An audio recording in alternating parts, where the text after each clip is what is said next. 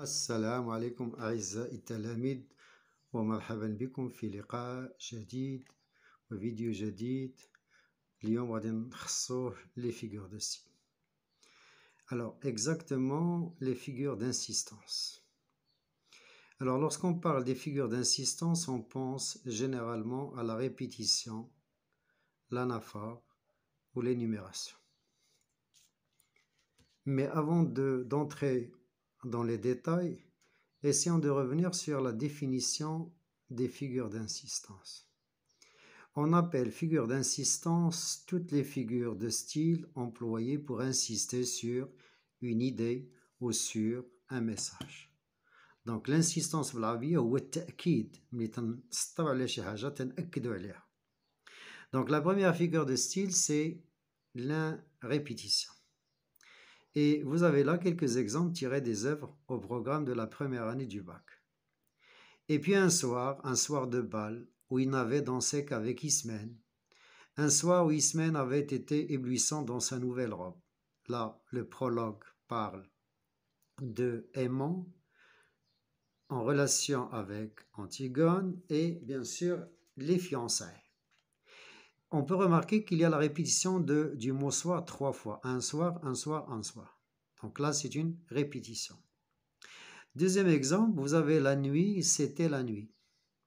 C'est la nourrice qui parle et il souligne à Antigone qu'elle est sortie la nuit, un temps où les jeunes princesses ne doivent pas sortir. Donc c'est quelque chose de louche de voir une fille sortir la nuit.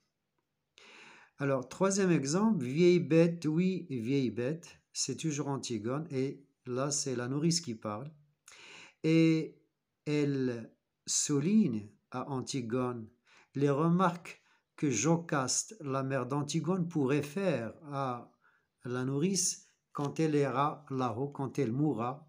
Et bien sûr, elle va lui faire des reproches comme quoi il n'a pas fait correctement son devoir. Vieille bête montre le type de traitement que subit la nourrice de la part de Jocaste. Quatrième exemple, c'est dans l'incipit de la boîte à merveilles. Vous avez dressé un piège pour attraper un moineau, mais le moineau ne vient jamais. Il désire tant ce petit moineau. On peut remarquer la répétition 3 fois de moineau, qui signifie que le narrateur, Sidi Mohamed, un enfant de 6 ans, souffre de la solitude et la seule solution pour échapper à cette solitude, c'était de attraper un moineau pour en faire son compagnon. Donc il y a cette hantise du compagnon, ça veut dire ce désir d'avoir un compagnon même s'il s'agit d'un animal. Et pourquoi justement le moineau? Parce que le moineau symbolise la liberté. Il a des ailes, il peut aller où il veut. Alors on peut résumer en disant que la répétition, c'est le fait de répéter un mot ou une expression dans des places, dans des endroits différents de la phrase. On passe à l'anaphore. Quand est-ce qu'on parle de l'anaphore? Regardez, donc je vous ai choisi quelques exemples de l'œuvre, des œuvres au programme. Voilà 5 semaines que j'habite avec cette pensée, toujours seul avec elle, toujours glacé de sa présence, toujours courbé sous son poids. Le narrateur est un condamné à mort, il est à Bicêtre, il vient d'écouter sa sentence et il attend son exécution. Voilà 5 semaines que j'habite avec cette pensée. Vous avez toujours, 3 fois toujours. C'est une anaphore et cette anaphore souligne non seulement l'obsession du narrateur de cette condamnation à mort, mais aussi sa souffrance continue, sans arrêt, 24/24, à cause de cette condamnation à mort. Donc vous avez l'anaphore de toujours, un adverbe de temps. Deuxième exemple, vous avez à 10 ans, on est presque un homme, à 10 ans, on parcourt tout seul le quartier. Sidi Mohamed est un enfant de 6 ans et il a hâte d'avoir 10 ans parce qu'à 10 ans, il peut faire beaucoup de choses. Il va se sentir plus libre qu'à 6 ans. Donc il peut aller, on est presque un homme, premièrement, et il peut se promener tout seul dans le quartier. Mais maintenant, il court jusqu'au bout de la ruelle, point final. Il est comme dans une prison. Troisième exemple, elle regarde droit devant elle, elle pense qu'elle va être Antigone tout à l'heure, elle pense qu'elle va surgir soudain de la jeune fille noiraude et renfermée. Là, on parle d'Antigone et le dramaturge, le prologue présente Antigone sur scène. Et il y a justement une insistance sur le fait qu'elle est pensive. Elle pense, elle pense.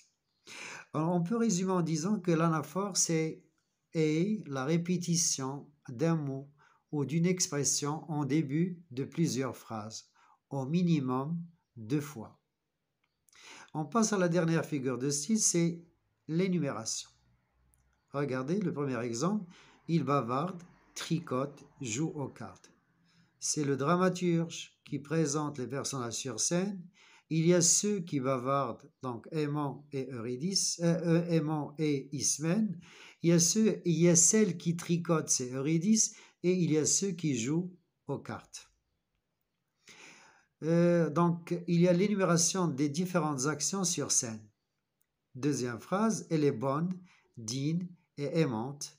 Il est en train de présenter, bien sûr, le personnage de Eurydice dans la pièce théâtrale intitulée Antigone. Donc, il y a 3 qualités, il est bonne, digne, aimante. Troisième phrase, vous avez « Tu es fiancée, tu es jeune, tu es belle ». Tu es fiancée, tu es jeune, tu es belle. C'est la nourrice, c'est Ismène qui essaie de convaincre sa sœur de renoncer à l'enterrement de Polynice. Et là, elle essaie de lui montrer qu'elle a un bel avenir devant elle et qu'elle ne doit pas le gâcher. Donc, tu es fiancée 1, tu es jeune 2 et tu es belle 3. C'est une énumération. Phrase suivante, ils ont des femmes, des enfants et des petits-enfants comme tout le monde. Qu'est-ce qu'ils ont, les gars? Ils ont des femmes, ils ont des enfants, ils ont des petits ennuis. Donc là aussi, c'est une énumération. Dernière phrase, vous avez quelques jours auparavant, ma mère prépara des gâteaux de semoule fine, des petits pains à l'anis et au sucre, du slow, farine grillée et mélangée de beurre et de diverses épices. Alors, on peut poser la question, qu'est-ce que ma mère prépara? Il prépara des gâteaux, des petits pains et du slow. Donc là, il y a l'énumération de ces différentes choses que l'Elazouida a préparées. Donc, quand est-ce qu'on parle de l'énumération? C'est lorsque on énumère différents objets qui ont une relation entre eux. Donc, il faut qu'il y ait soit un ordre, soit une relation entre les éléments. Avec cet exercice d'application qui concerne bien sûr les figures d'insistance, et la question c'est est-ce une anaphore, est-ce une énumération, est-ce une répétition ou une accumulation? Observons la première phrase. Une bonne femme parlant toujours de son jardin, de ses confitures, de ses tricots, de ses éternels tricots pour les pauvres. Alors, on nous demande quelle est la figure de style que nous avons là. Alors, bien sûr, quand on examine cette phrase, on trouve que la figure de style ici, c'est l'énumération. Donc, c'est une énumération. Parlant de quoi? De son jardin, de ses confitures, de ses tricots, de ses éternels tricots. On peut aussi parler de la répétition du mot tricot. Donc, bien sûr, c'est une énumération. On passe à la deuxième phrase. Crayon est seul, seul avec son petit page. Bien, tout le monde va voir que là, c'est une répétition. C'est la répétition de l'adjectif seul. Troisième exemple, dites à qui devra-t-elle mentir, à qui sourire, à qui se vendre. C'est une anaphore. À qui, à qui, à qui. Phrase suivante, tu vas rentrer chez toi, te coucher, dire que tu es malade, que tu n'es pas sorti depuis hier. Ta nourrice dira comme toi, je ferai disparaître les 3 hommes Eh bien oui, votre réponse est correcte. C'est une énumération. Phrase suivante. Je savais qu'une journée s'ajoutait à une autre. Je savais que les jours faisaient des mois. Exactement, c'est une anaphore. Je savais que, je savais que. Phrase suivante. C'est une phrase extraite de la boîte à merveilles. Regardez, ils aimaient aussi jouer à la bataille, se prendre à la gorge avec des airs d'assassins, crier pour imiter la voix de leurs parents, de leur père, s'insulter pour imiter les voisins, commander pour imiter les maîtres d'école. Oui, vous avez raison, c'est une énumération. Donc, c'est l'énumération des jeux préférés des enfants. Et enfin, on a une dernière phrase. C'est une phrase extraite de Le dernier jour d'un condamné, dans le chapitre 49. Un juge, un commissaire, un magistrat vient de venir. Non, ce n'est pas une énumération, c'est une accumulation.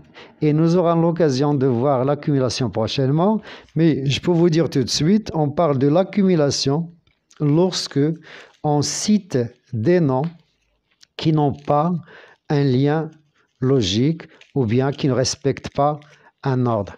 Voilà, merci beaucoup et n'oubliez pas de vous abonner et de cliquer j'aime. À la prochaine.